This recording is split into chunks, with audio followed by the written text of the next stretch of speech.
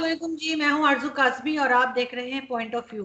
आज हम जरा बात करेंगे जो आज बजट पेश होने जा रहा है पाकिस्तान का, उसके ऊपर के किस तरह का बजट होगा, हमें क्या लग रहा है और क्या होना चाहिए। सबसे पहले मैं आपको मेहमानों से तारुफ करवा दूं, उसके बाद थोड़े से पॉइंट्स में बात करूंगी और फिर हम चलेंगे अपने गेस्ट की तरफ। हमें जी ज्वाइन किया है डॉक्टर बशारत हसन साहब ने, जो कि इकोनॉमिस्ट हैं। वो हमें ज़रा गाइड कर पाएंगे कि ये बजट किस तरह का बन रहा है और पिछले बजट कैसे रहे हैं। उनके साथ हमें जी ज्वाइन किया है अब्दुल्ला खान साहब ने। आप सीनियर एनालिस्ट हैं। बहुत शुक्रिया आप लोगों का कि आप लोग तशरीफ है आप दोनों का। सबसे पहले मैं कुछ पॉइंट्स बताना चाहूंगी, उसके बाद आप लोगों से बात करूंगी जी। लास्ट ईयर जो मतलब पिछला बजट जो हमारा था, उसमें तकरीबन 6,600 अरब का बजट था लास्ट ईयर। और इस साल सुना है कि जी 8,800 अरब का बजट है। और इसमें से जो डेवलपमेंट का बजट है वो उसमें इन्होंने कट लगा दिया है और उसको कम किया गया है। और जो डिफेंस बजट है वो एज यूजुअल डिफेंस बजट बढ़ाया गया है। इसके लिए आपको मालूम ही है कि हमें हर वक्त डराया जाता है कि भारत हमारे ऊपर हमला करने वाला है, हमें भारत से बचना है, हमें इससे बचना है, उससे बचना है। इसलिए जो हमारा डिफेंस बजट है उसमें इस दफा फिर पैसे बढ़ाए गए हैं और बजट उनको ज्यादा मिलेगा। इसके अलावा हम काम क्या कर रहे हैं, ग्रोथ में हम कुछ नहीं कर रहे हैं, लोकल मैन्युफैक्चरिंग बिल्कुल भी नहीं हो रही। हम जीरो पे नहीं, हमने सुना है कि हम माइनस में चले गए हैं। इसके अलावा एग्रीकल्चर के अलावा कोई भी इंडस्ट्री हमारी जो है वो ग्रो नहीं कर रही है, जीरो पर है या फिर माइनस में चली गई है। अनएम्प्लॉयमेंट बढ़ रही है, पॉवर्टी लाइन से हम बहुत ज्यादा नीचे जाते जा रहे हैं। एक साल के दौरान शुगर माफिया, आटा माफिया, पेट्रोल माफिया सभी हमें लूट कर खा रहे हैं। आवाम को कोई खास फायदा पहुंचता हुआ हमें तो नजर नहीं आ रहा। ये एक बहुत बड़ा इशू है कि जो आम पब्लिक है उसको बजट से ना कोई उम्मीद लग रही है और ना ही पहले कुछ उसको मिला है। जो रेवेन्यू जनरेट करने का वादा दावा किया था हुकूमत ने, उसमें भी वो फेल हो चुकी है। आईएमएफ और वर्ल्ड बैंक के दरवाजे पे हम एज यूजुअल कटोरा लेके खड़े हुए हैं और वो हमें हिदायत दे रहे हैं कि हमारा बजट कैसा बनेगा। तो हम कब तक इस तरह से आईएमएफ और वर्ल्ड बैंक से ही पूछ पूछ के बजट बनाते रहेंगे और अपने लोगों को मुसीबत में डालेंगे। हफीज शेख फाकिर साहब जो कि गवर्नर स्टेट बैंक है, और नदीम बाबर एडवाइजर जो है, उनकी अपनी ही जो है वो पावर की और इस तरह की कंपनीज चल रही हैं। तो जो लोग जैसे कि रजाक दाऊद साहब हैं जो कि अपनी ही कंपनीज चला रहे हैं, इन लोगों से कहा गया है कि वो बजट बनाए। ये सब लोग कारोबारी हैं, ये अपना मतलब अपना फायदा देखेंगे, अपना मुनाफा देखेंगे या अवाम को रिलीफ देंगे। ये एक बहुत बड़ा सवाल है और मेरा ख्याल है कि हमारे मेहमान हमें कुछ बता पाएंगे, हमें कुछ समझा पाएंगे। सबसे पहले मैं चलती हूँ डॉक्टर बशारत, आप क्या कहते हैं किस तरह का बजट आ रहा है, फिर दोबारा कमर तोड़ महंगाई आने वाली है या क्या होने जा रहा देखें, अवाम की जो कमर है वो तो वैसे ही टूट चुकी है है? पिछले 2 साल में। क्योंकि जिस तरीके से एनर्जी की कीमतों में इजाफा किया गया, टैरिफ में इजाफा किया गया, हम्म, जिसमें कि बिजली का टैरिफ है, इसमें गैस का टैरिफ है, उसमें जितना ज़्यादा इजाफा किया गया और फिर जिस तरीके से आपका रुपया डिवैल्यू किया गया है, हम्म, उससे हर चीज़ जो है महंगी हो गई है। जो चीज़ महंगी नहीं भी होनी थी तो हमारे ताजिर हजरात ने उन चीज़ों को इंतहाई महंगा कर दिया था। और ये जो कोविड-19 का जो पेंडेमिक आई है, दुनिया में आई है, फिर पाकिस्तान में दाखिल हुई है, इससे पहले ही हमारी इकोनॉमी जो है उसका बेड़ा गर्क हो चुका था और हर चीज़ कदर महंगी हो चुकी थी कि आम आवाम की कुव्वत खरीद से बाहर निकल गई। मुल्क जो है वो दिवालिया होने की तरफ जा रहा था, क्योंकि 2 ट्रिलियन 2 ट्रिलियन का सर्कुलर डेट आपके जो है मुल्क के ऊपर इस वक्त तक आ चुका है। और ये किस वजह से आया है कि आपने पिछले हुकूमतों के दौर में और इस हुकूमत में भी आपने इतना ज़्यादा इजाफा किया है टैरिफ में, और जो है इंडस्ट्रियल जो ग्रोथ है वो तकरीबन ख़त्म होकर रह गई है। लेकिन पिछली हुकूमतों ने जो कि 13,000 मेगावाट लगाए इम्पोर्टेड फॉसिल फ्यूल्स पर, इम्पोर्टेड गैस पर, इम्पोर्टेड एलएनजी पर, फर्नेस ऑयल पर, कोल पर, वो जो प्रोजेक्ट्स लगे उनकी वजह से, और फिर जो आपने अपना जो ट्रांसमिशन सिस्टम है उसको अपग्रेड नहीं किया, उसमें लॉसेस हैं, फिर आपने चोरी को नहीं पकड़ा, इतनी ज़्यादा चोरी होती है, उसकी वजह से इतने ज़्यादा आपका सर्कुलर डेट बढ़ चुका है, ये आपके मुल्क को वैसे ही दिवालिया कर रहा है। और एनर्जी की कीमत की बढ़ने की वजह से आपकी जो इंडस्ट्रियल ग्रोथ है वो रुक चुकी है। डॉक्टर साहब एक सेकेंड आपको रोकूंगी। डॉक्टर साहब आपकी आवाज थोड़ी सी मुझे कम आ रही है। आपने अगर फैन ऑन किया है तो क्या वो बंद हो सकता है? बिकॉज उसकी आवाज ज्यादा आ रही है, फैन या एसी की। आपकी आवाज उसमें थोड़ी सी कम आ रही है उसकी वजह से। मैं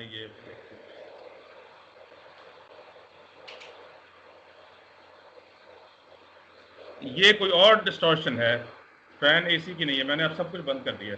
ठीक है आप बात किसी और कीजिए, चीज की कंटिन्यू डिस्टॉर्शन कीजिए। है, जी अब ये ठीक है। किसी और चीज की है, ये क्या हो सकता है? मेरी ये मेरी डिस्टॉर्शन तो नहीं है कहीं?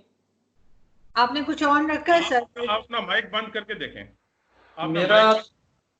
मेरा तो एसी चल रहा है, बाकी हाँ वो सर एसी की आवाज है, सर एसी की आवाज है। नहीं, एसी की, मेरे एसी की आवाज तो इतनी ज्यादा नहीं है। नहीं सर वो होती नहीं है, आप बंद हो लेकिन गया। हाँ जी, अब बंद। स्काइप कैच करता है, एक्चुअली ये प्रॉब्लम है और कुछ नहीं। आप देखें, अब अब अब अब, बेहतर है, अब अब बंद इट्स करिए, बेटर अब। हाँ अब नहीं। अब सही है। जी अब डॉक्टर फिर आने शुरू हो गई है। डॉक्टर साहब आप बात करें, ठीक है, आप थोड़ा सा लाउड बोलें। जी तो मैं ये कह रहा था कि जिस तरीके से एनर्जी की कीमत बढ़ाई गई, उसकी वजह से आपकी जो एक्सपोर्ट थी वो ख़त्म हो गई। आप कंपिटिटिव नहीं रहे इंटरनेशनल मार्केट में, आपकी एक्सपोर्ट्स कम से कम होती चली गई, और उसकी वजह से आपकी इकोनॉमी तो वैसे ही बिल्कुल ख़त्म हो चुकी थी। और ये कोविड-19 के आने की वजह से इनको बहुत सहारा मिला है, और इनको एक जो है ना, एक बहाना मिल गया है ये कहने का कि देखें जी, इस दफ़ा तो हमारे जो इस साल भी कोई इकोनॉमिक ग्रोथ नहीं होगी और ये मनफी में जाएगी। उसकी वजह ये है कि कोई इकोनॉमिक ग्रोथ हो नहीं सकी इस जो है कोविड-19 के आने की वजह से, और सारी दुनिया की जो है इकोनॉमी वो रिसेशन में चली गई है, तो पाकिस्तान भी इस वक्त रिसेशन में है। लेकिन ये एक बहाना है, इसके आने से पहले ही आपकी इकोनॉमिक ग्रोथ जो है वो नेगेटिव में जा चुकी थी। आपने 2 साल में जिस तरह की पॉलिसीज बनाई, आप जिस तरीके से एक ऐसे आदमी को प्राइवेट सेक्टर से लेकर आए जिसने के इस तरह के गरीब लोगों पर, आम आदमी पर टैक्सेस लगाए कि जो है वो किसी काबिल नहीं रह गया। आपने मिडिल क्लास को ख़त्म कर दिया। आपने लोअर क्लास को आप बिल्कुल जो है वो खैरात पर ले आए, उसके लिए खैराती इदारे खोल दिए, उसके लिए जो है वो क्या कहते हैं इनको, ये खैराती हाल खोल दिए खाने के। और आपने जो है सिर्फ जो सब्सिडीज दी, आपने वो अल्ट्रा रिच लोगों को दी। आपने शुगर माफिया को अरबों रुपए, खरबों रुपए की सब्सिडीज दी पिछले 1985 से लेकर आज तक, इस हुकूमत ने भी दी। आपने आटा माफिया को सब्सिडीज दी, आपने अल्ट्रा रिच जो थे उनको और रिच किया, उनको सब्सिडीज दी, और जो मिडिल क्लास है उसके लिए आपने किसी किस्म का कोई कोई रिलीफ नहीं दिया। इस वजह से ये है कि मैं, अब तो खैर इनको बहाना मिला हुआ है कि जी इकोनॉमिक ग्रोथ हुई नहीं, अब ये रिसेशन आ गया है इसकी वजह से, तो इसमें ये ऐसा बजट देंगे जिसमें कि इनकी कोशिश होगी, जैसे आपने खुद ही अभी बताया कि डेवलपमेंट प्रोजेक्ट्स के लिए फंड्स कम कर दिए गए हैं। उसके अलावा ये जो है महंगाई की वजह से जो इन्होंने इजाफा करना था सरकारी मुलाजमीन की तनख्वाहों में, वो भी कम से कम किया जाएगा अगर किया गया। और इसके अलावा और कोई रिलीफ इस तरह का नहीं बढ़ाई दिया। जा रही, पेंशन के लिए अभी मना कर दिया इन्होंने। पेंशन भी नहीं बढ़ाई जा रही, और फिर जो इन्होंने और रिलीफ देने थे वो भी नहीं दिए। तो ये तो इनको एक तरीके से, जिस तरह कहते हैं ना कि गॉड सेंड, ये एक चीज़ मिली है इनको अल्लाह ताला की तरफ से। इनको एक रिलीफ पैकेज दिया गया है कोरोना का, जिसमें कि इनको एक बहाना मिल गया है कि जो है अब हमारी इकोनॉमी इसकी वजह से खराब हुई है। लेकिन मैं आपको ये बता दूँ, ये इकोनॉमी पहले ही बिल्कुल नीचे आ चुकी थी, और हर शोबे का ये बेड़ा गर्क कर चुके थे। हर शोबे में इन्होंने ऐसा आदमी लगाया जो कि शोबे से जिसका कोई ताल्लुक नहीं था, ना उसकी कोई क्वालिफिकेशन थी, ना उसका कोई एक्सपीरियंस था उस शोबे का। और हर, और बाकी जितने भी इदारे हैं उनके जो हेड्स हैं एडहॉक बेसिस पे काम कर रहे हैं, कोई परमानेंट हेड नहीं लगाया गया। इसकी वजह सबको इल्म है कि क्यों ऐसा किया जाता है। सही। आपको इन्होंने नारा लगाया था right man at the right job, लेकिन आपको किसी जगह पे राइट मैन नजर नहीं आता। सिर्फ इनके अपने जो है जाती दोस्त यार और इनके जानने वाले और वो लोग जो है पोस्ट पर बैठे हुए हैं।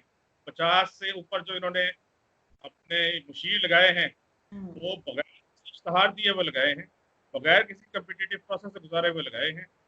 मैं तो समझता हूँ कि इस इकोनॉमी का जो है भलाई हाफिज है, और जिस तरीके से लॉकडाउन को इन्होंने खोला है उससे जो रहा था वो भी। सर मैं आपकी तरफ दोबारा आती हूँ, हम थोड़ी बात अब्दुल्ला खान साहब से भी कर लेते हैं। आपने जैसे बात की, आपने सुना खान साहब, आपने बात सुनी, तो पहले ही जो है वो हम कशकोल लिए हुए हैं, जेब हमारी फटी हुई है, और हमारे प्राइम मिनिस्टर जो हैं वो इंडिया को ऑफर कर रहे हैं मदद की।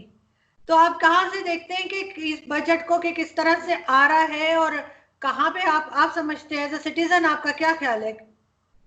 अच्छा, सबसे पहले तो मैं ये चाहूँगा कि आपने अपने इंट्रो में कहा कि हमारा डिफेंस बजट एक दफ़ा फिर बढ़ा दिया गया है और हमें फ़ौज इंडिया से डराया जा रहा है। तो मैं ज़रा पूछना चाहूँगा सबसे पहले तो ये कि हमें फैक्ट्स और फिगर पे बात करनी चाहिए कि डिफेंस बजट में कितना इजाफा हुआ है ना, वो ज़रा मुझे पहले बता दें, फिर उसके ऊपर मैं बात करना चाहूँगा। सर जहाँ तक मैंने सुना है तो मेरा ख्याल है 20% या 10 से 20 के दरमियान कुछ मैंने सुना है कि बढ़ाया जा रहा है। एग्जैक्ट फिगर मेरे पास नहीं है, लेकिन बढ़ाया जरूर जा रहा है। अच्छा, इस तरह से है कि पाकिस्तान में एक बहुत बड़ी मिथ हमेशा चलती रही है डिफेंस बजट के हवाले से, और उसको मैं थोड़ा सा बात करके फिर मैं आपके सवाल की तरफ आता हूँ। आमतौर पे लोग कह देते हैं कि जी जो दिफाई बजट हमारा, कोई कहता है 60% है, कोई कहता है 80% है, कोई कहता है कितने परसेंट है। हमारा बिल उमूम जो डिफेंस बजट होता है वो 18% होता है, 18 और 19% के दरमियान वेरी कर रहा होता है। उसमें से हमारा जो है ना वो निसफ जो बजट है वो आर्मी के पास होता है, बाकी हमारी 2 फोर्सेस और भी हैं, नेवी भी है और हमारे पास एयर फोर्स भी है, और इस तरह हमारी पैरामिलिट्री फोर्सेस भी हैं।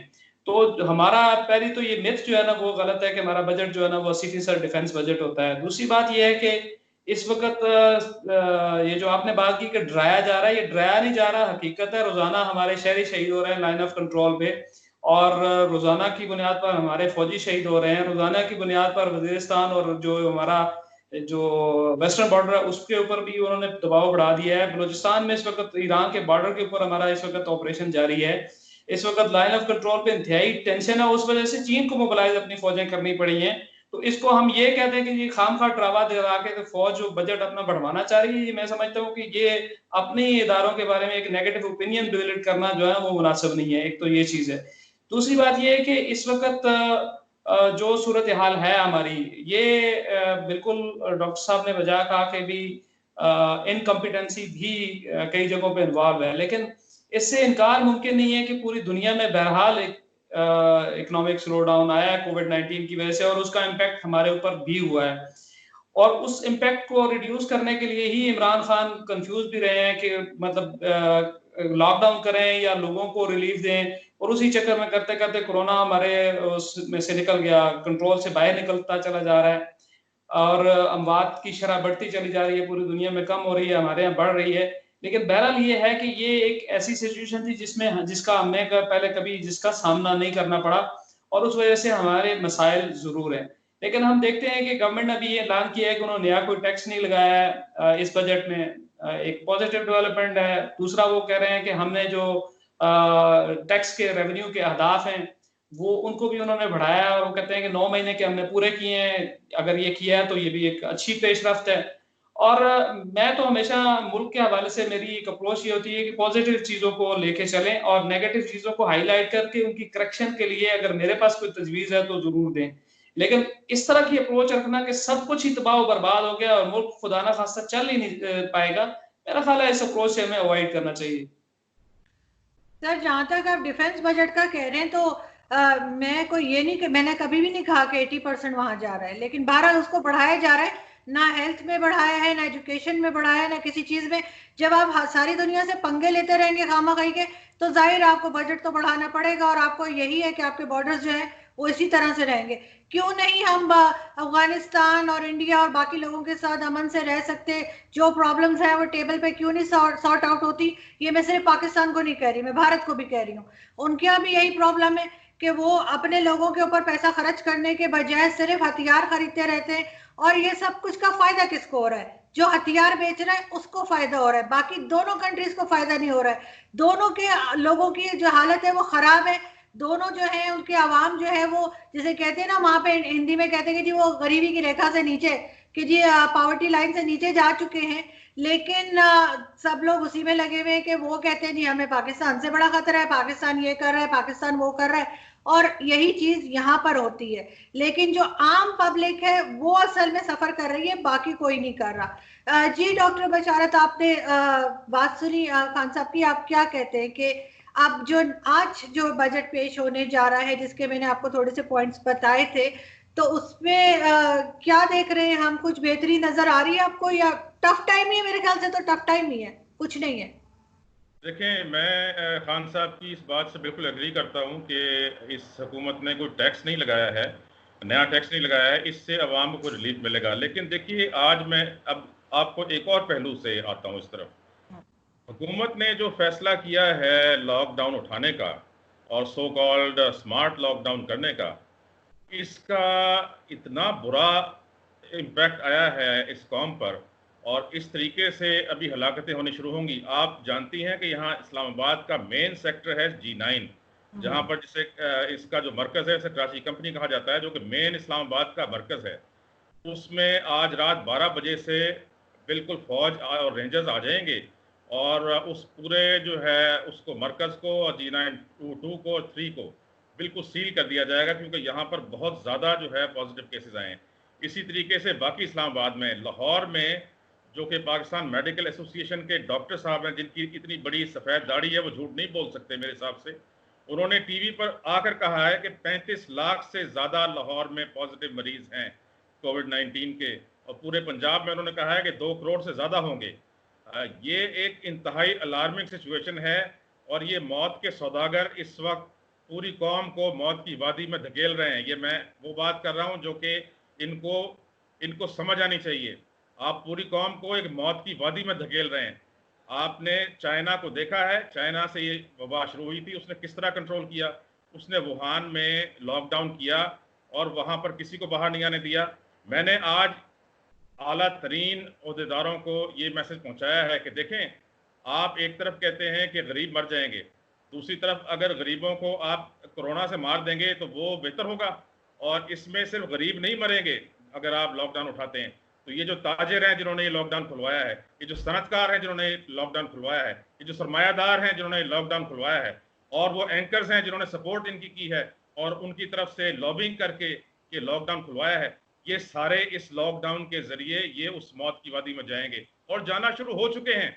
बिल्कुल। रोजाना आपको ऐसी ऐसी खबरें आ रही हैं कि ये फलाना सनतकार, उसके ये इतने वो सनती यूनिट्स थे, उसके इतना जो है वो अरबों की जायदाद थी, और वो साहब जो है कोरोना से जो है शहीद हो गए। तो इस तरह ये सारे शहीद हो जाएंगे अगर आपने फौरी तौर पर यहाँ पर प्रॉपर लॉकडाउन वुहान की तरह का ना किया।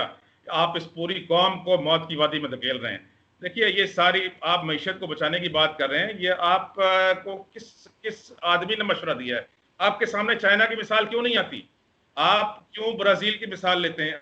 आप क्यों इंग्लैंड के उस वजीर आजम की मिसाल लेते हैं जिसने अपनी पूरी कौम को भेड़ बकरियां समझते हुए एक हर्ड इम्यूनिटी की तरफ डाल दिया, और बाद में खुद जो है वो जाके बीमार हुआ और जाके वो आईसीयू में पड़ा और उसको वेंटिलेटर पर डालना पड़ा।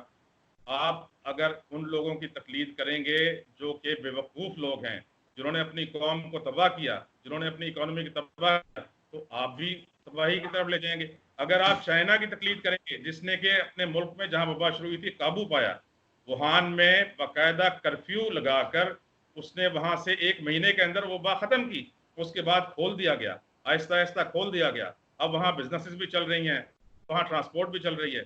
आपने बगैर काबू पाए हुए, अभी आप पीक की तरफ जा रहे थे, अभी पीक हुआ नहीं था, और आपने सारा मुल्क खोल दिया, और फिर आप अवाम पर डाल रहे हैं कि आप लोग जो है SOPs फॉलो नहीं किए। भाई, आपकी जो कौम है वो इलिटरेट है, सेमी लिटरेट है, जबकि वुहान में 100% लिटरेसी रेट है। जब 100% लिटरेसी रेट वाले मुल्क में उन्होंने लॉकडाउन किया और कर्फ्यू लगाया, तो आप कैसे ये जो है तस्वर कर सकते हैं कि गरीब कौम जहां पे लिटरेसी रेट इतना कम है, उसको आप कहें कि तुम SOPs फॉलो करो? और उसके बाद उसी के ऊपर डाल दो कि तुम लोग बाहर निकले इसलिए तुम मर रहे हो। इससे ज्यादा कोई इस कौम के साथ ज्यादती नहीं हो सकती। ये कौम को मारा जा रहा है, कौम को दानिस्ता तौर पर कत्ल किया जा रहा है। इनको रोकना होगा, इनको समझाना होगा, इनकी जो है ब्रेन, इनको जो है ना सही लफ्ज मेरे साथ, इनकी काउंसलिंग करनी होगी और इनके साथ जो एडवाइजर्स हैं हेल्थ के, उनकी काउंसलिंग करनी होगी। उनको समझाना होगा तुम पूरी कौम को मार रहे हो, तुम पूरी कौम को कत्ल कर रहे हो। इससे बचने के ये सब, ये जो बजट है ये कौन इस्तेमाल करेगा अगर कौम ही मर गई सारी? ठीक है ना जी। इस वक्त बहुत ज्यादा जरूरत है कि फौरी तौर पर लॉकडाउन कराया जाए और उसके बाद ये जो बजट में जो कुछ इन्होंने आज कहा है ना, इसका कोई फायदा होगा। अदरवाइज ये ताजिर जिन्होंने खुलवाया ये सारे भी मरेंगे और साथ कौम को भी ले डूबेंगे। बिल्कुल ठीक।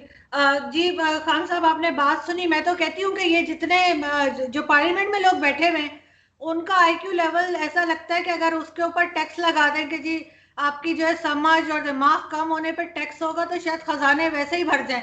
हम तो सारा कर्जा उतार देंगे अगर इन पार्लियामेंटेरियंस के ऊपर टैक्स लग जाए कि जी आपके पास दिमाग कम है तो आपको इतना इतना कर्जा, वो इतना इतना आपको टैक्स देना पड़ेगा।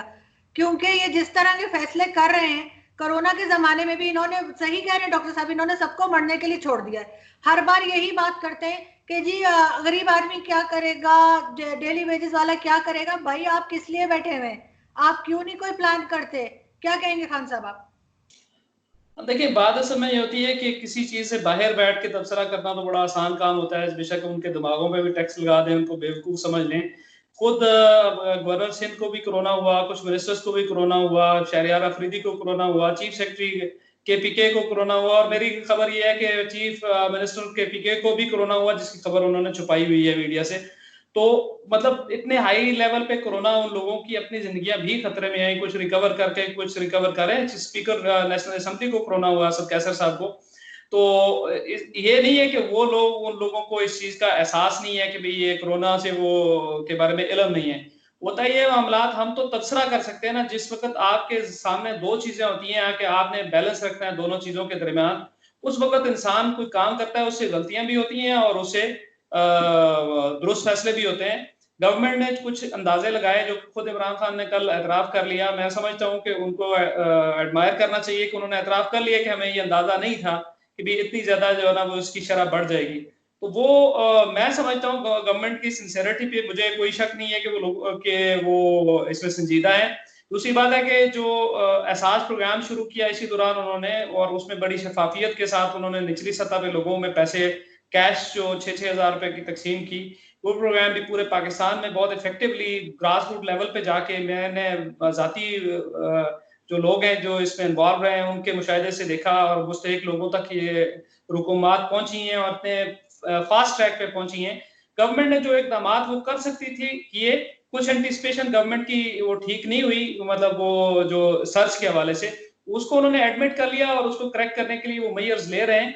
हमें, मेरा ख्याल है, इस तरह की बात करने से अवॉइड करना चाहिए कि उनको बिल्कुल सेंस ही नहीं है और सेंसलेस लोग बैठ के पार्लियामेंट में पॉलिसियां बना रहे हैं। जब बंदा किसी सीट पे बैठता है तो वो उसके सामने, हम में से ही है ना, हो सकता है कल डॉक्टर साहब किसी दूसरी गवर्नमेंट के ये अल्लाह करे मशीर होंगे और उनसे भी कोई ना कोई गलतियां होंगी, फिर हम बैठे टीवी टॉक शो पे इनको रगड़ा लगा रहे होंगे। तो बात ये है कि और ब्लंडर्स में फर्क होता है।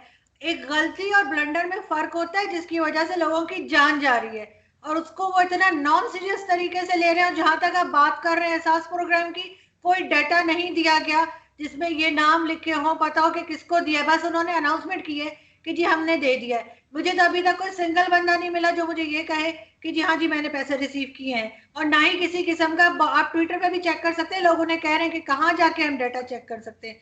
कोई सबूत कुछ नहीं है, सिर्फ कहा जा रहा है। ये तो कोई भी कह सकता है। डॉक्टर साहब आपको नहीं नहीं नहीं नहीं नहीं नहीं नहीं, ये बात देखिए, बात सुने, ये मेरे अपने गांव में तकसीम हुए हैं, लोगों ने बताया हमें। मेरा अपना एक जानने वाला वो सारे प्रोग्राम की निगरानी कर रहा है एक वॉलंटियर के तौर पे, वहां पे मुस्तक लोगों में मिले। इधर मेरे, मैं F11 में होता हूँ, उसके सामने जो मेहराबादी है वहां पे जो हमारे घर में जो वो लड़की आती है सफाई वगैरह वाली, उसने बताया कि मेरे कितने लोगों को मिला है। मेरा जो है ना शनाख्ती कार्ड में कोई प्रॉब्लम था, मुझे नहीं मिला। वो ऐसे कई केसेस हैं जो फर्स्ट हैंड मेरे इल्म में आए, मीडिया से नहीं, जिन्होंने जिनको मिले हैं। आप ये कैसे कह सकती है कि डाटा नहीं है? मीडिया अच्छा, को देना चाहिए, डाटा इनको मीडिया को प्रोवाइड करना चाहिए, इनको तो मीडिया नहीं, आप सानिया निस्टर की वेबसाइट उस पे जाए ना, सानिया निस्टर के ट्विटर अकाउंट पे जाएं, उसमें शिमाली, उसमें तो उन्होंने वो डेटा दिया है, आप दिया है कि लाखों लोगों का डेटा आपको अपलोड करने को, आपको एहसास प्रोग्राम वालों से अगर आपको कुछ शक है तो आप उनको उनके साथ कर सकती है। मेरा नहीं ख्याल कि उसमें ऐसी कोई चीज हुई है, जो एक ये स्पेक्यूलेशन है और इसको अवॉइड करना चाहिए। इस तरह से नेगेटिव ओपिनियन बिल्ड हो जाती है, रियासत के खिलाफ जो है ना वो लोगों का यकीन ही बिल्कुल खत्म हो जाता है। हमें तनकीद करनी चाहिए, जरूर करनी चाहिए, लेकिन ऐसे ना हो कि हम हर चीज को ऐसे प्रेजेंट करें कि भाई रियासत का हर सुतून ही खोखला हो गया है। मेरा ख्याल है कि ये बहुत ही नेगेटिव हो जाएगा। हमें एक तवाज़न रखनी चाहिए अपनी बात में। सर आपने पीटीआई तो नहीं ज्वाइन कर ली? नहीं, मैंने पीटीआई नहीं ज्वाइन कर ली, लेकिन आपकी बातों में बिल्कुल तवाज़न नहीं आ, जो माइंड ना करना, आप तो बिल्कुल अपोजिशन पीएमएलएन बन के बैठी हुई है। आपने जिस तरीके से डिफेंस को रगड़ा लगाया, जिस तरह पाकिस्तान के स्टेट इंस्टीट्यूशन पार्लियामेंट बैठे हुए लोगों के दिमाग पे सवाल उठा दिया, मैं तो हैरान हूं कि आप मैसेज देना क्या चाह रही हैं पब्लिक को। सर मैं कोई मैसेज नहीं दे रही, मुझे जो नजर आ रहा है मैं वो कह रही हूँ, मेरा अपना ओपिनियन है, आपका अपना ओपिनियन है। मैं आपके एंकर पर्सन का अपना ओपिनियन नहीं होना चाहिए, उसको मुतवाज़न होना चाहिए, वो सवाल करे। आप तो बिल्कुल एक नेगेटिव ओपिनियन रियासत के खिलाफ बिल्ड कर रही है, मुझे तो बहुत अफसोस हो रहा है। सवाल ही कर रही हूँ मैं थोड़ा सा इसको लाइटर मोड में लाते बहुत नेगेटिव आप समझिए पाकिस्तान को बर्बादी होगा, ये तो बहुत ही गलत है यार। इस तरह से देखते हैं आपका शो इंडिया में, तो देखते हैं आप क्या मैसेज देना चाह रही हैं। हमारा स्टेट इंस्टीट्यूशन है सब। जी डॉक्टर अब्दुल्ला खान साहब जो है, मैं थोड़ा सा उनसे अर्ज करूं, देखें मैंने खुद जो है वोट दिया है इमरान खान साहब को पिछले इलेक्शन में। मैं ये चाहता हूं, ये देखना चाहता हूं कि ये कामयाब हों। लेकिन ये है कि बात ये होती है कि अगर अपना ही दोस्त हर बात पे जो है वो जी हुजूरी करता रहे और दरबारी बन जाए, दरबारी शायद आप समझते हो, दरबार जो होते थे मुगल बादशाहों के, वहाँ बादशाह कोई भी गलती करे या कोई अच्छाई करे वो उसकी तारीफ ही की जाती थी। तो अगर हम वो बन जाएंगे तो वो हम दुश्मन होंगे उस बादशाह के, कि अगर हम उसकी बुराई पे भी उसकी तारीफ करें। ये जो हम बात कर रहे हैं ये कोई खुदा न खास्ता किसी आदमी की बुराई नहीं है, बल्कि ये एक हकीकत बयान कर रहे हैं। और मैं अर्ज़ ये करता हूँ कि मेरी भी अब इतनी माशाल्लाह उम्र हो गई है, मैंने भी दुनिया देखी है, और हम जो है ना, मैं एनालिस्ट हूँ, पॉलिटिकल एनालिस्ट हूँ, काफ़ी अरसे से मैं ये काम कर रहा हूँ। मैं टेक्नोलॉजी एक्सपर्ट हूँ, मैं एनर्जी का एक्सपर्ट हूँ, एनवायरनमेंट का एक्सपर्ट हूँ, हाउसिंग का एक्सपर्ट हूँ, zero energy eco friendly housing का स्पेशलिस्ट हूँ, मैं ऑल्टरनेटिव एनर्जी का, इतने मेरे फील्ड्स हैं। दुनिया में काफ़ी मैंने काम किया है मुख्तलिफ इदारों में, पाकिस्तान में भी किया है। लेकिन ये है कि देखकर बड़ा अफसोस होता है कि जिस हुकूमत को हम इसलिए लेकर आए कि वो एक तब्दीली लेकर आएंगे, अच्छी तब्दीली लेकर आएंगे, तब्दीली बुरी भी होती है ना। उसने अभी तक, इमरान खान साहब एक बहुत साफ गो ईमानदार आदमी हैं, लेकिन ये है कि उनको कुछ इस तरह के लोगों ने घेरा हुआ है जो उनको अच्छा काम करने नहीं दे रहे हैं। अब आपको आता हूँ आपके ये जो अब्दुल्ला खान साहब ने फरमाया, देखिए ये बात सही नहीं है कि मिले नहीं है लोगों को पैसे। जो सानिया निस्टर साहिबा हैं, ये वाहिद खातून हैं इस पूरी कैबिनेट में जो कि, या इनके एडवाइजर्स में, जो कि पढ़ी लिखी खातून है और बहुत मेहनती खातून है, बड़ी मेहनत, और इन्होंने बड़े अच्छे रिजल्ट्स दिए हैं। तो मैं ज़रूर लोगों को पैसे मिले हैं, हाँ बहुत सारों को नहीं मिले होंगे, क्योंकि ये पॉसिबल नहीं है कि 22-23 करोड़ की आबादी में आप हर एक तक पहुंच सकें जो गरीब है।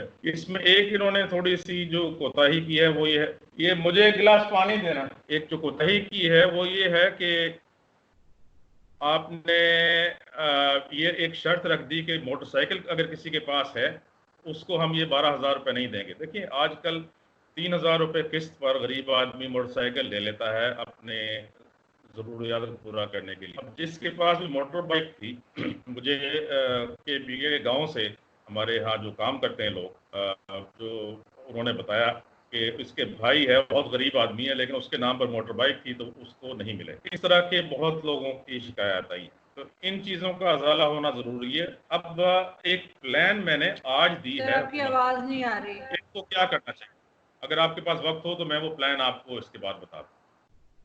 जी डॉक्टर साहब, जी अब आ रही है, जी जी बताइए।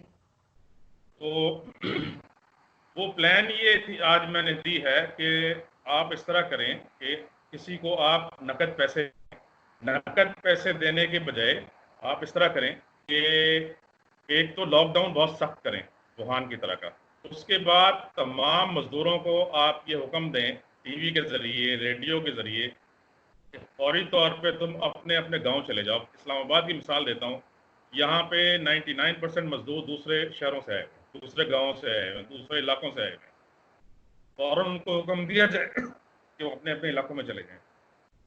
वो जब अपने इलाकों में चले जाएं, वहां पर उनके लिए राशन भी अवेलेबल होता है, और जिनको अवेलेबल नहीं है उनको हुकूमत वहां पहुंचाए। इसी तरीके से शहर में हर घर को आपने राशन सिर्फ पहुंचाना है, किसी को नकद पैसे नहीं देने। जो शहर में अफोर्ड कर सकता है उससे आप पैसे लीजिए, जो अफोर्ड नहीं कर सकता है उससे आप क्रेडिट पे दे दीजिए कि ये पैसे जब तुम्हारे पास होंगे तुम हमें दे देना। आपने उसको आटा पहुंचाना है, आपने उसको दालें पहुंचानी, नथिंग एल्स। 2 महीने लगते हैं, 6 महीने लगते हैं, जब तक कि ये एलिमिनेट होता है, कंटेजियन आपके मुल्क से पेंडेमिक खत्म होती है। आपने लोगों को उनके घरों पे राशन पहुंचाना है। आप भूल जाएं कारोबार को, आप भूल जाएं किसी और चीज़ को। अगर आपने अपनी कौम को जिंदा रखना है, अगर आपने अपने सनतकारों को जिंदा रखना है, अपनी सनत को जिंदा रखना है, जो लोगों को उनको आपको ये करना होगा कि उनको घरों में बैठकर पहुंचाएं राशन, और इन सनतकारों को, ताजरों को ये बता दें कि अगर तुम 2 महीने 4 महीने मुनाफा नहीं कमाओगे, तुमने इतना हराम लूट लिया है पिछले चंद सालों में कि तुम्हारी 10-50 नस्लें बैठकर खा सकती हैं। तुम 1 रुपए की चीज को 100 रुपए की, जो चीज, जो दूध अमेरिका में आपको 60 रुपए लीटर मिलता है, वो तुम यहाँ पे 150 रुपए लीटर देते हो। तुम इस कौम को लूट कर खा गए हो। अब अगर 4 महीने नहीं लूटोगे, 2 महीने नहीं लूटोगे, तो तुम्हारा कुछ बेड़ा गर्क नहीं हो जाएगा। और अगर तुम नहीं मानोगे तो तुम भी इनके साथ ही मरोगे। ये नहीं है कि ये गरीब मजदूर मर जाएगा और तुम जो है उसी तरह अय्याशी करते रहोगे। अय्याशी कर करके जो है तुम जो है ना इस कौम के ऊपर मूंग तलते रहोगे। इसके डॉक्टर साहब आप देख रहे हैं कि जो अब जो बजट आ रहा है, क्या वो भी हम आईएमएफ और वर्ल्ड बैंक से ही डिक्टेशन लेके बना रहे हैं या खुद बना रहे हैं? नहीं नहीं, ये बिल्कुल आईएमएफ वाले आए थे, उनके साथ इनके मुज़ाकरात हुए थे और उन्होंने इनको बाकायदा गाइडलाइंस दी हैं और उसी पर ये बजट बना है। देखिए, बात ये होती है कि बेगर्स आर नेवर चूजर्स। अगर आप फकीर हैं, आप दूसरों से भीख मांग के खाते हैं, तो फिर आपकी अपनी तो कोई नहीं होती ना, जो है अपनी सोच तो नहीं हो सकती। तो फिर जो भीख देता है वो अपनी शराइत भी मनवाता है। फिर then there is no free lunch. जिन ताजरों ने, सनतकारों ने और सरमायादारों ने इन पार्टीज को चंदे दिए हैं, मैं नाम नहीं लेता कौन सी पार्टी को दिए हैं, जो चंदे देते हैं वो फिर अपनी बातें मनवाते हैं। वो कहते हैं लॉकडाउन ना करो, हमें कमाने दो, तो वरना ये फिर चंदे जो हैं ये नहीं मिलेंगे आइंदा। तो उनकी बातें माननी पड़ती हैं, उनकी बातें माननी पड़ती हैं। There is no free lunch, जैसे कहा जाता है ना। तो आप ये नहीं कह सकती कि आईएमएफ के बगैर इन्होंने बना लिया। आईएमएफ की सारी शराइत मानी है।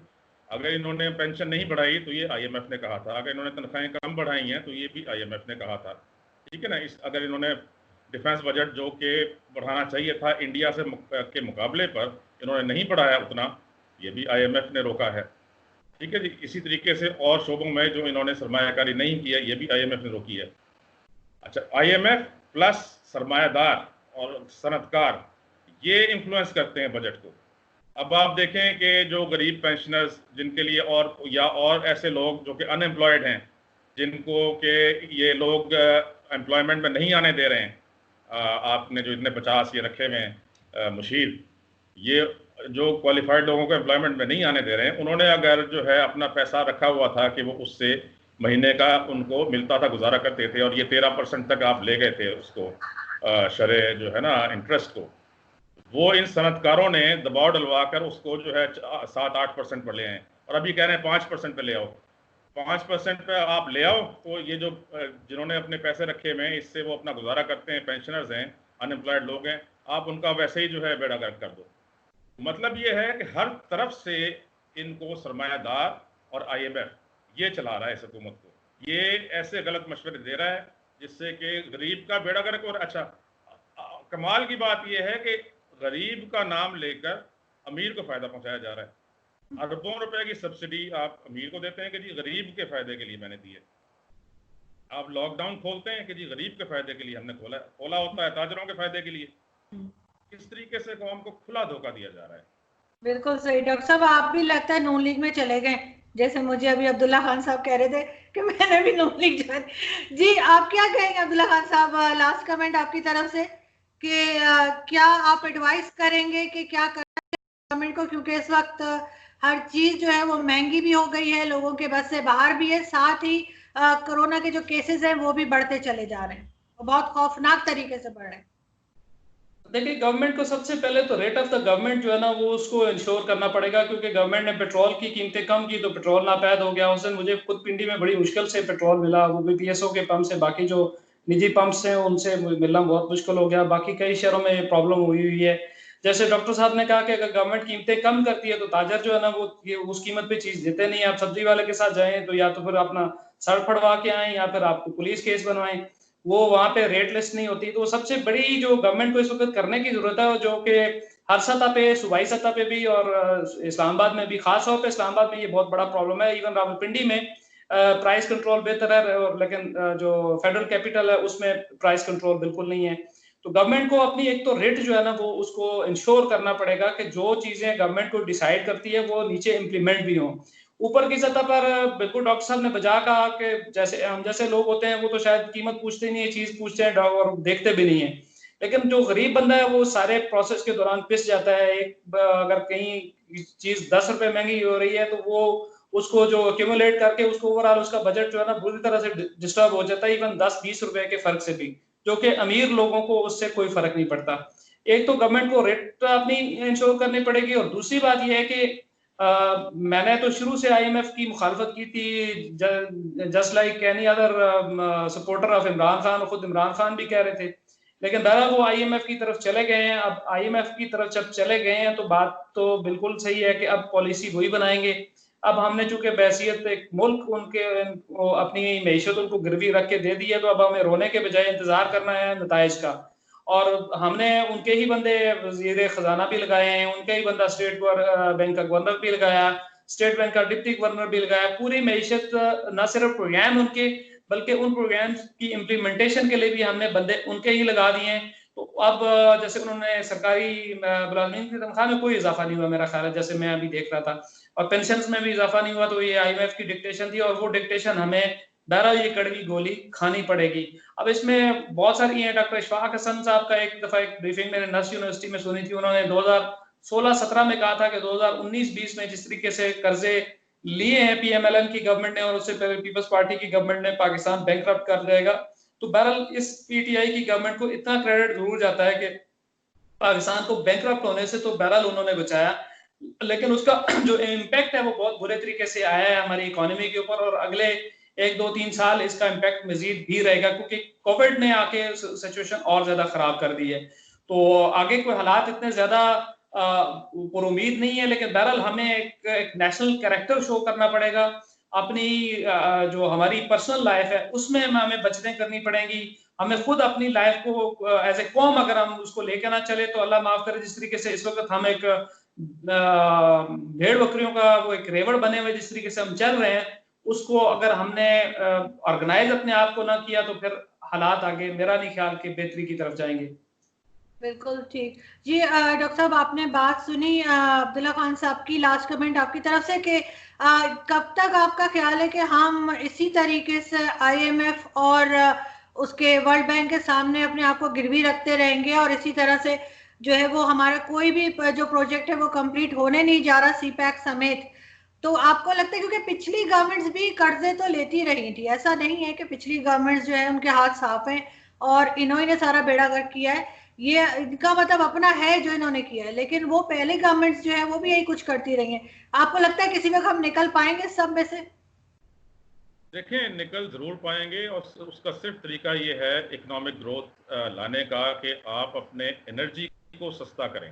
देखें, अंडर सीपैक आपके 9 स्पेशल इकोनॉमिक जोन्स बनने हैं। उन स्पेशल इकोनॉमिक जोन्स में इंडस्ट्री आनी है जिसमें चाइनीज़ ज़्यादातर आएंगे। उन्होंने बड़ी इंडस्ट्री यहाँ शिफ्ट करनी है। यहाँ पर जो है उससे लाखों लोगों को एम्प्लॉयमेंट मिलेगी। और वहाँ जो सामान बनेगा वो सारा एक्सपोर्ट होगा, यूरोप को जाएगा, एशिया को जाएगा, मिडल ईस्ट को जाएगा।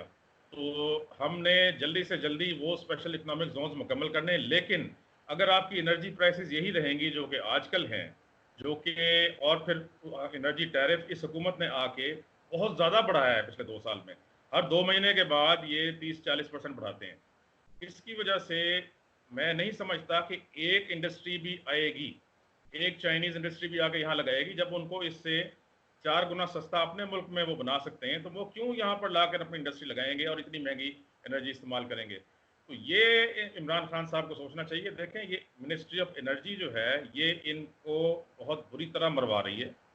अभी पेट्रोल का जो क्राइसिस आया आपके सामने है, किस तरीके से अगर इमरान खान साहब ने पेट्रोल 50 रुपये कम किया तो जो मिनिस्ट्री ऑफ एनर्जी ने उसका क्या हशर किया कि लोगों को 150 रुपये खरीदने के लिए वो जो HOBC मजबूर किया गया।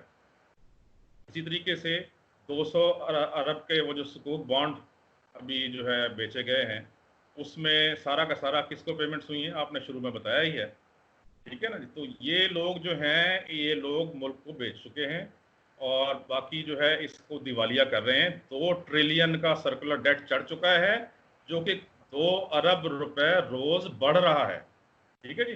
किस वजह से बढ़ रहा है कि आपकी रिक्वायरमेंट जो है वो सर्दियों में 7000 मेगावाट थी और आपकी जनरेशन 36,000, इंस्टॉल्ड कैपेसिटी 36,000 मेगावाट थी। 7 कहाँ और 36 कहाँ, तो वो बाकी जो दरमियान में 7 से 36 के दरमियान में जितनी वो कैपेसिटी थी, इसकी आप कैपेसिटी पेमेंट्स कर रहे थे, यानी बिजली आप इस्तेमाल करें ना करें, आपने ऐसे वायदे किए हुए हैं कि आप उन IPPs को कैपेसिटी पेमेंट्स देते हैं और उससे आपका मुल्क दिवालिया हो रहा है सीधा सीधा। तो ये आपको एक सेक्टर को कंट्रोल कर लें। एक क्वालिफाइड आदमी नहीं है पूरे मिनिस्ट्री ऑफ एनर्जी में, पूरे पावर डिवीजन में एक क्वालिफाइड आदमी नहीं है किसी जगह। एक क्वालिफाइड आपका अल्टरनेटिव एनर्जी बोर्ड है, उसमें 3 जो है डायरेक्टर जनरल्स होने चाहिए, एक नहीं लगाया हुआ। बच्चों से काम करवा रहे हैं ताकि उनको जिस मर्जी उनसे जो है वो फैसले ले लें। उसमें 6 जो है मेंबर्स होने चाहिए, में 4 जो है वो प्राइवेट सेक्टर से और बल्कि 3 जो है प्राइवेट सेक्टर है, 3 जो है वो टेक्निकल मेंबर्स होते हैं एज पर द एक्ट। एक टेक्निकल मेंबर नहीं लगाया हुआ, जिसका नतीजा ये है कि इस पूरे पावर सेक्टर का बेड़ा गर्क हो रहा है। इसी तरीके से आप रोज टैरिफ बढ़ाते हैं, बढ़ा कर आपने इतना ज़्यादा कर दिया है कि आपकी जो एक्सपोर्ट इंडस्ट्री है वो फेल हो गई है, आप किसी तरह कम्पिटिटिव नहीं रह गए। अभी आपने सुना होगा कि ज़ीरो रेटिंग का भी इन्होंने ख़त्म कर दिया है, ये अभी 2-3 दिन पहले से ऐलान हो रहा है। तो वो जो इसमें 6 इंडस्ट्रीज आती थी वो भी अब रोएंगी, वो भी एक्सपोर्ट नहीं कर सकेंगी। तो फौरी तौर पर पावर सेक्टर को आपको रिवैम्प करने की ज़रूरत है। इसमें से चोरों को निकालें, अनक्वालिफाइड लोगों को निकालें, इसमें क्वालिफाइड लोगों को लाएं, इश्तहार देकर अच्छे लोगों को भर्ती करें। पाकिस्तान में नहीं मिलते आप बाहर से लाएं, ओवरसीज पाकिस्तानीज भरे हुए हैं जो कि पाकिस्तान आना चाहते हैं और हाईली क्वालिफाइड हैं। पाकिस्तान में देखें किस तरीके से ये जो लॉबी काम करती है, जो करप्ट लॉबी है, जो माफिया है। एक अगर किसी को कोई कहते हैं कि जी ये ड्यूल नेशनल है, उसके पीछे ऐसे पड़ जाते हैं जैसे वो कुछ और निकला है, हालांकि ना नवाज शरीफ ड्यूल नेशनल है ना जरदारी ड्यूल नेशनल है, सारा पैसा इन्होंने बाहर रखा हुआ है ना। और जितने चोर हैं इस वक्त जिनका खरबों रुपया बाहर पड़ा हुआ है, स्विस बैंकों में पड़ा हुआ है, एक भी ड्यूल नेशनल नहीं है, सारे पाकिस्तानी नेशनल है, सिर्फ पाकिस्तानी नेशनल है। ड्यूल नेशनल तो बाहर से टेक्नोलॉजी लेकर आते हैं। आपकी 90,000 फौज ने हथियार डाल दिए क्योंकि आपके पास टेक्नोलॉजी नहीं थी। जब एक जो है ओवरसीज पाकिस्तानी डॉक्टर कदीर पाकिस्तान आया, उस एक साइंटिस्ट ने जो पाकिस्तान को टेक्नोलॉजी दी, अब इंडिया की 10 लाख 20 लाख जितनी भी फौज है वो आपकी तरफ मैली नजर से नहीं देख सकती। बिल्कुल सही, ये फर्क पड़ता है। आपने ऐसे कवानीन बना दिए कि ओवरसीज पाकिस्तानी का नाम सुन के इनकी जान निकल जाती है। वजह ये है कि ये डाकू नहीं चाहते कि बाहर से टेक्नोलॉजी आए, और यही डाकू इन मिनिस्ट्रीज में और इन इदारों में काम करते रहें और लूट मार करते रहें और कौम का बेड़ा गर्क करते रहें। इतनी ये टैलेंटेड कौम है, ये बाहर जाकर कितना कितना काम करते हैं, कितने कितने ओहदों पर रहते हैं। वही कौम यहाँ आकर जो है, मैं आपको एक बहुत बड़ी मिसाल देता हूँ, ये आपके लिए देखें, सन 71 में पाकिस्तान ने हथियार डाले और बांग्लादेश बना, ठीक है जी। उससे पहले मिड 60s में जो ये थे इंडिया के जो सदर बने बाद में, क्या नाम का जो साइंसदान थे उनके, न्यूक्लियर, अब्दुल कलाम। अब्दुल कलाम जो हैं ये पाकिस्तान आए मिड 60s में। अपने जब इन्होंने पीएचडी की थी, उन्होंने आकर मिले मुख्तलिफ लोगों से और उन्होंने कहा सियासतदानों से कि मैं यहाँ पर जो है ये न्यूक्लियर प्रोग्राम शुरू करना चाहता हूँ पाकिस्तान के लिए। इन्होंने उनको ग्रेड 17 की नौकरी नहीं दी और वो बेचारे 3 महीने यहाँ ठोकरें खाकर इंडिया वापस चले गए और वहां जाके उन्होंने वो न्यूक्लियर प्रोग्राम शुरू किया और उन्होंने 1974 में पहला धमाका कर दिया था, ठीक है जी, जिसके बाद हमें होश आया। अगर उन साहब को आप यहाँ पर एटॉमिक एनर्जी कमीशन में काम करने देते तो आपका मुल्क ना टूटता। ओवरसीज पाकिस्तानी और ओवरसीज जो बाहर से लोग आते हैं ना, ये कितने कारामद लोग होते हैं, ये बात आपको कोई नहीं बताएगा जो मैंने आज आपको बताई है, ये एक राज है, ठीक है जी। आप ओवरसीज पाकिस्तानियों को क्यों रोकते हैं? देखें अमेरिका ने क्यों इतनी तरक्की की है, उसने सारी दुनिया से टैलेंट उठाया है। अभी आदमी है किसी मुल्क में, फौरी तौर पे उसको वो अपनी शरीयत देते हैं, उसको बुला लेते हैं।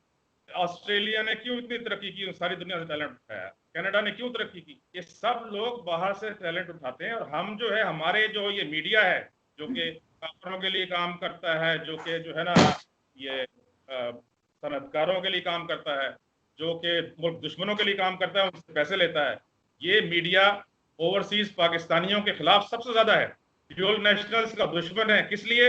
इन ड्यूल नेशनल ने या एक ओवरसीज पाकिस्तानी डॉक्टर कदीर खान ने इस मुल्क को बचाया, जिसको तुम आधे मुल्क को वहां पर हथियार डाल के आ गए थे, ठीक है जी। तो इसलिए ये है कि इस मुल्क में है ना जहन बदलना। सर हमने तो अपने हीरोज की कभी इज्जत की ही नहीं है ना, हमारी तो हिस्ट्री रही है, चाहे वो हीरो का क्या किया और इंडिया को सलाम हो, चाहे वो कोई हो, हमने तो हमेशा भगाए हैं अपने जो हीरोज हैं, हमने तो उनको कभी माना ही नहीं कि वो हमारे हीरो हैं। अब्दुल सलाम तो कभी मुझे सिर्फ एक जुमला कहना है। जी जी जी। अच्छा, मैं अभी टीवी पे देख रहा था कि पाकिस्तान रेलवे के लिए 24 अरब रखे गए हैं, तो अपने किसी अगले शो में शेख रशीद या कोई रेलवे के किसी बंदे से पूछ लें कि किसी बंदे का रिक्शा भी अगर चल रहा हो तो वो भी शाम को कुछ ना कुछ 200-300 रुपए कमा के लाता है। इतनी बड़ी रेलवे और शेख साहब के इतने बड़े दावे, तो 24 अरब रुपए सरकारी खजाने से क्यों रखे गए? ये अगले किसी शो में जरा इसको पूछ जरूर लें। जरूर, अगर शेख साहब माने आने के लिए करता हूँ, इसका थोड़ा सा मुझे मालूम है। मेरा ख्याल है ये जो नई लाइन बन रही है ना, जो नई रेलवे लाइन बिछेगी, शायद इसके लिए रखवाए गए हैं। सही सही। अच्छा, बिल्कुल हम कोशिश करेंगे। बहुत शुक्रिया आप दोनों का कि आपने शो में शिरकत की, और हम उम्मीद करते हैं कि हम दोबारा फिर इस तरह का एक सेशन रखेंगे और मजीद कुछ सीखने की कोशिश करेंगे आप लोगों से। यहाँ पे सिर्फ मुझे शो के एंड में बस यही कहना है अपने लोगों से जो देख रहे हैं शो, कि आपने घबराना नहीं है, जो इमरान खान साहब कहते हैं ना, क्योंकि हमें डॉक्टर बशारत ने अच्छा खासा घबरा दिया है, लेकिन जैसे अब्दुल्ला खान साहब बहुत ज्यादा पॉजिटिव लेते हैं हर चीज को, बड़ी अच्छी बात है, लेकिन मैं नहीं ले पाती। मुझे जो है वो जो चीज लग रही होती है मैं बोल देती हूँ, चाहे किसी को बुरा लगे, लेकिन आप लोगों ने घबराना नहीं है। बहुत शुक्रिया, thank you so much, Allah Hafiz.